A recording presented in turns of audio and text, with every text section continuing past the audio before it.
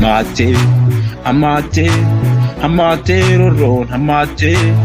Obsinaan sodaa fakkaatti. Ofirraan qolatu jabaate. Dhimoota yoo gamtaa qabaate. Hamate, hamate, hamate roron hamate. Obsinaan sodaa fakkaatti. Ofirraan qolatu jabaate. Dhimoota yoo gamtaa qabaate. Itti keenya tokko ilmaan Oromooti. Odaan galma keenya mallattoo kan kooti. Akkamiin nu miidha alagaan fageenya. As nutti godaane ofirraa buqqifnu ofirraa fachiifnu. Hirree tokko taane yookichummaa Oromummaa sana qofaadha barfurtuun bilisummaa. Ummatni koo dararame qeessarratti alagaan kabalame. Ayyoo abboo qeessarraa buqqisanii naftanyummaa guyyaa saffaa mul'isanii. Garjabinna kan qalu yoo fannisaanii maaliif irratti ilaaluun callisaanii.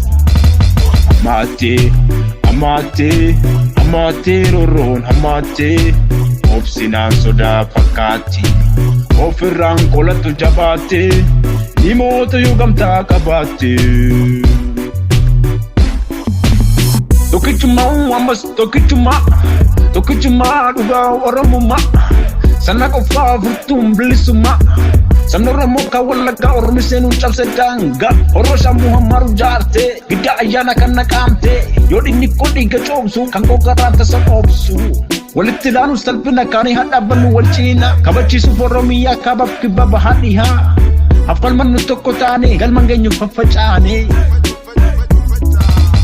Hamate, hamate, hamate roron hamate. Obsinaan sodaa fakkaatti. Ofirraan qolatu jabaate. Dhimoota yoo gamtaa qabaate. Inni durii bara dabres baraadha. Diinni wal ijaarte garasiif garana. Wal furtee dabareen waanjoo nu baachiifti. Erguma duriiti ofirratti laalin dhukumaan qabsaa'i murteessee muriiti. Teesseen boo'in halkan guyyaa dhungootaanee bannee sabaa iftuu wayyaa. Xiqqaa guddaa dhiiraa dhalaa. Iradala Oromummaa qofaadhaan hunduu walii galaa. Oromiyaa biyya baasaa kaanis jiraate biyya ormaa. Hidha hamaa fi dararaa gariin cita mormaa. Kan saba isaaf kennullee gariin garaa fi gurguraa. Nu haa ga'u yaa Oromoo obsaa fi callifnan gaduuraa. Hamate, hamate, hamate roron hamate. Obsinaan sodaa fakkaatti. Ofirraan qolatu jabaate. Dhimoota yoo gamtaa qabaate. Tokkichumaa ammas tokkichumaa. Tokkichumaa dhugaa Oromummaa. Sana qofaa furtuun bilisummaa.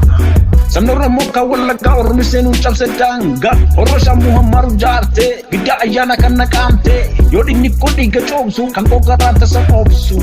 Walitti ilaaluun salphina kaanii hadhaabannu wal ciina. Kabachiisuuf Oromiyaa kaabaaf kibba bahaa dhihaa. Affalmannu tokko taane galman geenyu faffacaane.